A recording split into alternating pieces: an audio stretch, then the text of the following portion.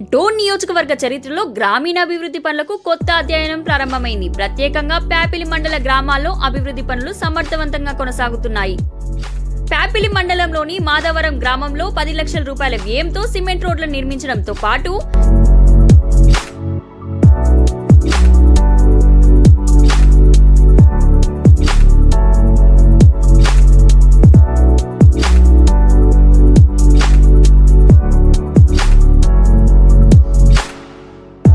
₹2,30,000 వ్యయంతో గోబుల్ షెడ్ నిర్మించబడింది.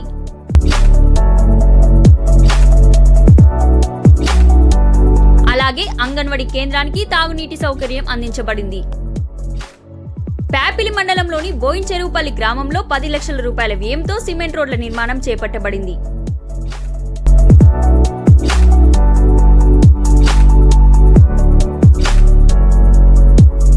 ప్యాపిలి మండలంలోని కొమ్మెమ్మరి గ్రామంలో 10 లక్షల రూపాయల వ్యయంతో సిమెంట్ రోడ్ల నిర్మాణం చేపట్టబడింది.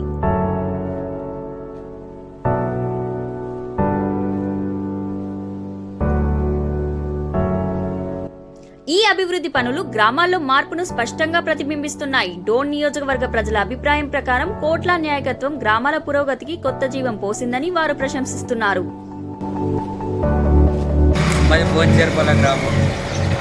కోట్ల జయ సూర్యప్రకాష్ రెడ్డి గారి దయతో మాకు మంచి సీసీ రోడ్డు చాలా బాగా వేయించినందుకు ధన్యవాదాలు. కోట్ల జయ సూర్యప్రకాష్ రెడ్డి గారి కొమ్మెమరి గ్రామం ప్యాపిలి మండలం సిమెంట్ రోడ్ సీసీ రోడ్ వేసినారు.